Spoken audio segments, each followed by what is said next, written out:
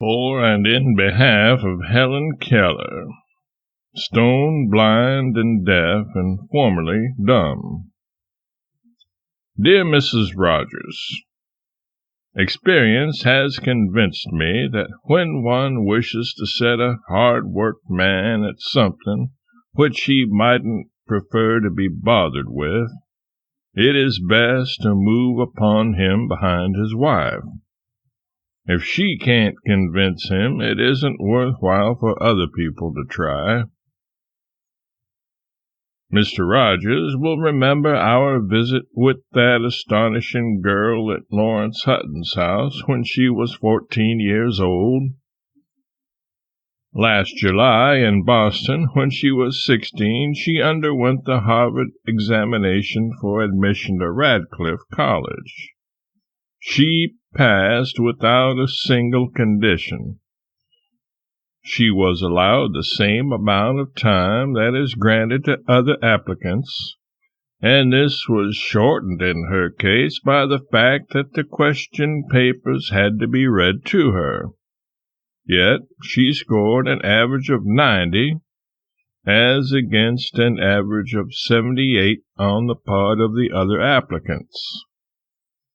It won't do for America to allow this marvelous child to retire from her studies because of poverty.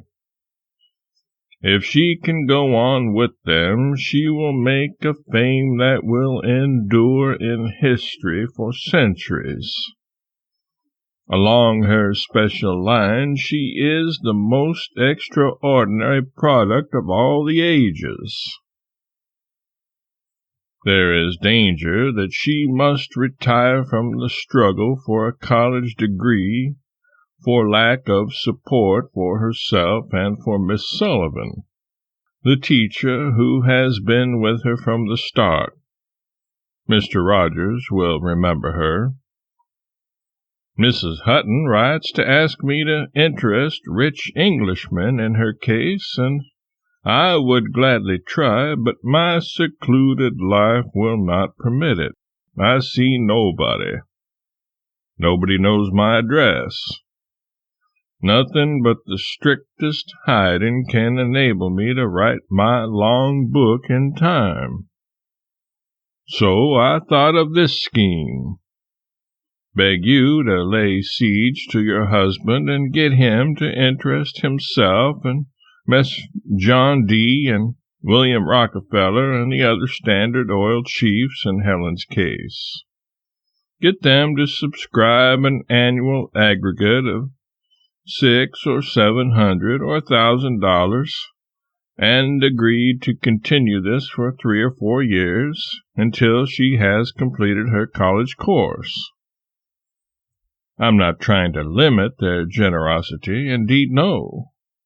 They may pile that Standard Oil Helen Keller College Fund as high as they please. They have my consent. Mrs. Hutton's idea is to raise a permanent fund, the interest upon which shall support Helen and her teacher and put them out of the fear of want. I shan't say a word against it, but she will find it a difficult and disheartening job. And meanwhile, what is to become of that miraculous girl? No, for immediate and sound effectiveness, the thing is for you to plead with Mr. Rogers for this hampered wonder of your sex, and send him clothed with plenary powers to plead with the other chiefs. They have spent mountains of money upon the worthiest benevolences, and I think that the same spirit which moved them to put their hands down through their hearts into their pockets in those cases will answer here when its name is called in this one. There, I don't need to apologize to you or to H.H. for this appeal that I am making. I know you too well for that. Goodbye, with love to all of you. S. L. Clemens.